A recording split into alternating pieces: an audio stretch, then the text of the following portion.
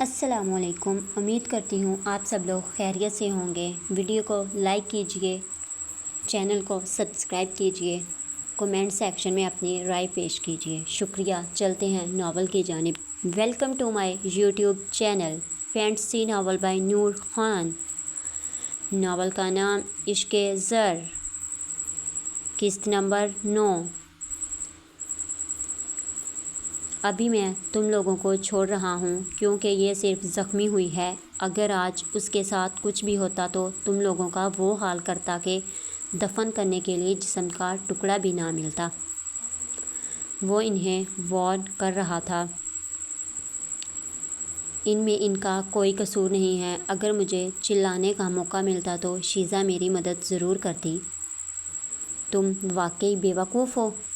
یہ سب تمہاری اس لاڈلی دوست کو معلوم تھا، بلکہ ایسا کہنا ٹھیک ہو اس کو اس کی بھاری رقم ملی ہوگی۔ ہمنا کا وجود زمین کے اندر دھنس رہا تھا۔ اس کی دوست نے اس کے ساتھ ایسا کیا۔ یہ سب پلان کیا گیا تھا۔ اس کے وجود سے چادر سرکی تھی۔ جنید نے جلدی سے اس کے وجود کو لپیٹا۔ ہمنا اس شخص کو غور سے دیکھ رہی تھی۔ وہ اس کا محافظ تھا، اس کا محسن تھا۔ آج اس کا احسان تھا ہمنا پر۔ وہ بغیر کچھ سوچے اس کے سینے سے لگ کر رونے لگی۔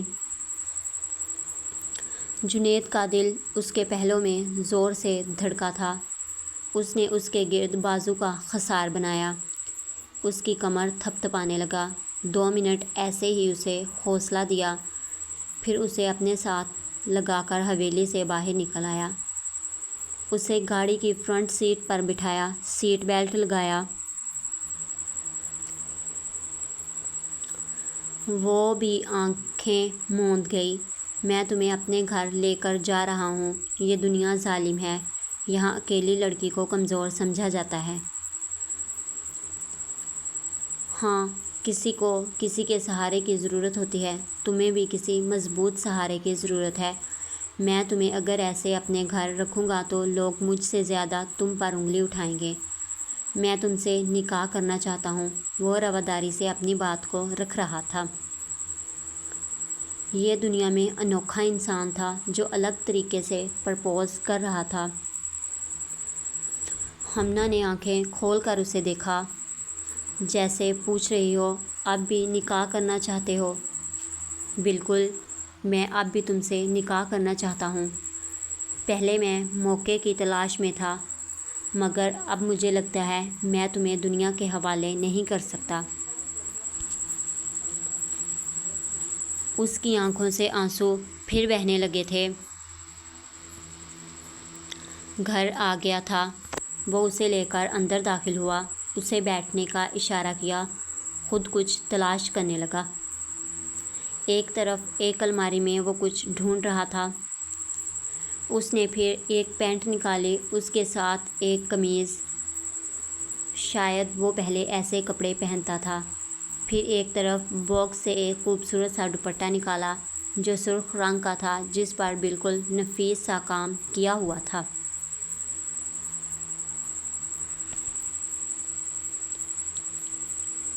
یہ پہن لو، ابھی یہی پہننے پڑیں گے، صبح بازار سے کچھ کپڑے لا دوں گا۔ اس نے پھر دوپٹہ اس کے قریب رکھا۔ یہ میری امی نے بنایا تھا، میری دلہن کے لیے۔ کچھ سال پہلے ان کا انتقال ہو گیا۔ میں چاہتا ہوں تم اسے پہنو۔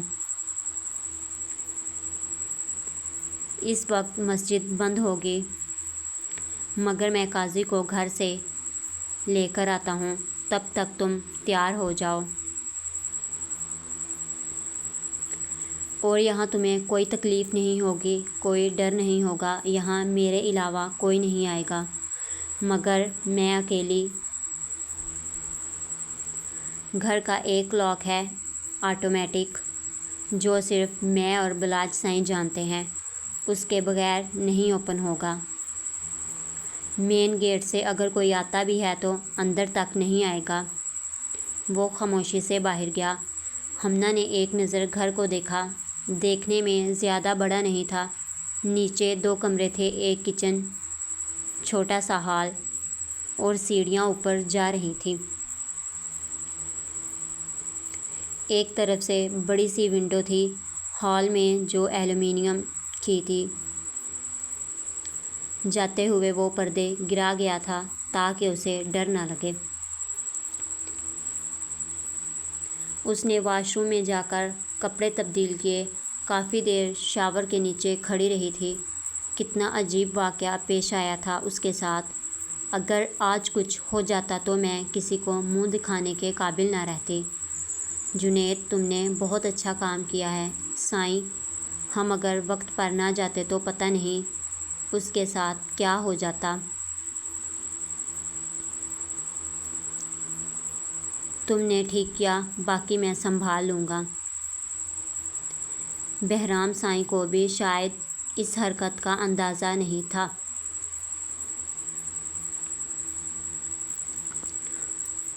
تم چاروں میں خود بات کر لوں گا۔ قاضی کو لے کر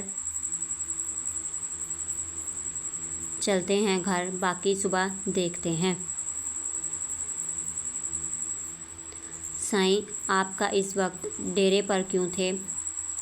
جنید جب قاضی کو لینے جا رہا تھا اسے ڈیرے پر بلاج کی جیپ نظر آئی۔ وہ سیدھا اندر آ گیا اور سارا واقعہ اس کے ساتھ بیان کیا۔ کچھ نہیں، بس ایسے ہی۔ سائیں، پہلے آپ بھابھی کی تلاش میں یہاں آتے تھے، اب بھابھی آ گئی ہے، بیان کیا۔ کچھ نہیں، بس ایسے ہی۔ سائیں، پہلے آپ بھابھی کی تلاش میں یہاں آتے تھے، اب بھابھی آ گئی ہے، آپ انہیں وقت دیں، ہم کام سنبھالتے ہیں۔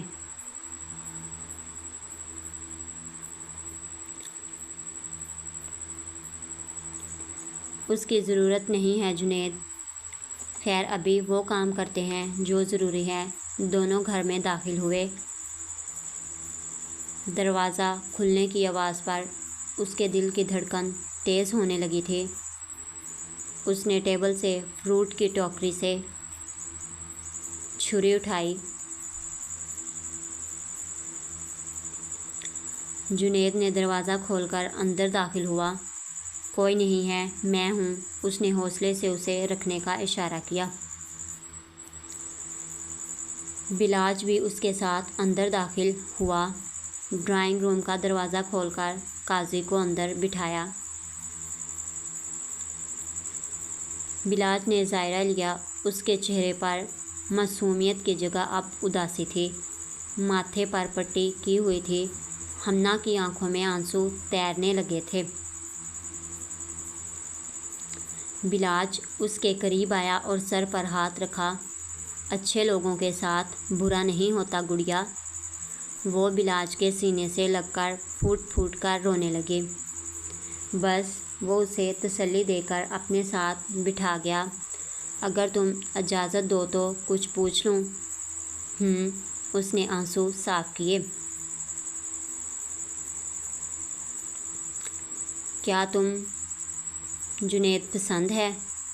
وہ خاموش تھی۔ جنید اچھا لڑکا ہے، میں اس کی تعریف نہیں کر رہا، سچ بتا رہا ہوں۔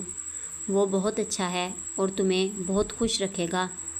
میں نے تمہیں بہن کہا ہے اور میرا انتخاب بھی جنید ہی ہوتا۔ تم جانتی ہو اسے تم سے پہلی نظر میں محبت ہو گئی تھی۔ وہ تمہارے بارے میں بات کرنا چاہتا تھا۔ اس نے کھل کر بات نہیں کی، مگر میں اس کے دل میں تمہارے لیے پسندیدگی دیکھ چکا تھا۔ اسے میرے سامنے کھل کر بات کرنے کی ضرورت نہیں پڑی۔ تمہیں پتہ ہے وہ تمہارا محافظ ہے، اس کے ساتھ تم محفوظ رہو گی۔ ہمنا بس خاموشی سے سن رہی تھی۔ قاضی آ گیا ہے، اگر تمہاری رضامندی ہے تو جنید کے ساتھ اندر آ جانا۔ وہ اپنی بات کو رکھتا وہاں سے نکل گیا۔ جنید ابھی ہال میں آیا تھا۔ ہمنا کے پاس دوپٹہ نہیں تھا۔ اسے ایسا لگا کہ وہ دوپٹہ نہیں لے کر آئی، کمرے سے اس کا دیا ہوا۔ ہم چلیں؟ 1 منٹ، میں بس آئی۔ اس نے ہلکی دھیمی آواز سے کہا۔ ہلکے قدموں سے وہ جا کر سرخ دوپٹہ لے آئی۔ ایک پل کو جنید دل میں بہت خوش ہوا تھا۔ سب ٹھیک ہو رہا تھا، اس کی زندگی میں بھی اب بہار آنے لگی تھی۔ نکاح کی تقریب ہو گئی تھی، دونوں طرف سے گواہ بلاج تھا۔ اس نے دونوں کو مبارکباد دی اور قاضی کو لے کر اس کے گھر چھوڑنے چلا گیا۔ جنید کو اس نے ہمنا کے پاس رکنے کا بولا تھا۔ زرنور نے موبائل کی سکرین دیکھی تو رات کا تیسرا پہر تھا، بلاج ابھی تک نہیں آیا تھا۔ آپ میرے ساتھ ایسا کیسے کر سکتے ہیں؟ میرے عشق میں شراکت کیوں کر رہے ہیں بے وفائی؟ نہ مجھے چھوڑنا چاہتے ہیں نہ اپنانا۔ کیسا عشق ہے یہ؟ وہ رات سے باہر ہی کھڑی تھی۔ سردیوں کی ٹھنڈی راتیں، ننگے پاؤں وہ چار دیواری کے ساتھ کھڑی حویلی کے گیٹ کو دیکھ رہی تھی، مگر وہ نہیں آیا تھا۔ ٹھنڈ سے اس کا جسم کانپنے لگا تھا، سر میں مائیگرین کا درد ہو رہا تھا، آنکھیں اب بند ہو رہی تھیں، وہ اب زمین بوس ہوئی تھی۔ بلاج کی گاڑی حویلی میں صبح اذان کے وقت داخل ہوئی۔ جنید کے نکاح کے بعد وہ وہاں گیا تھا۔ اس نے گاڑی سائڈ پر لگائی اور اپنے کمرے میں آیا۔ اندھیرا ابھی بھی کافی زیادہ تھا، راتیں اس قدر لمبی چل رہی تھیں۔ کمرے میں زرنور نہیں تھی، وہ اسے دیکھنے باہر آیا۔ بغیر کسی دوپٹے کے وہ ننگے پاؤں زمین پر پڑی تھی۔ زرنور، وہ بے ہوش تھی، جسم کانپ رہا تھا۔ اس نے جلدی سے اسے اٹھا کر اندر بیڈ پر لٹایا۔ ہیٹر کی سپیڈ تیز کی، بلینکٹ سے اس کے وجود کو ڈھانپا، خود اپنی قمیض اتار کر دوسری طرف آیا اور اسے اپنے سینے سے لگا گیا۔ اپنے جسم کی گرمی سے وہ اس کے ٹھنڈے جسم کو نارمل کر رہا تھا۔ اس کے چہرے پر جگہ جگہ اپنے لمس چھوڑ رہا تھا، اس کی کمر کو مسل رہا تھا۔ وہ بچپن میں بھی ایسے بے ہوش ہو جاتی تھی۔ کتنی ظالم ہو یار!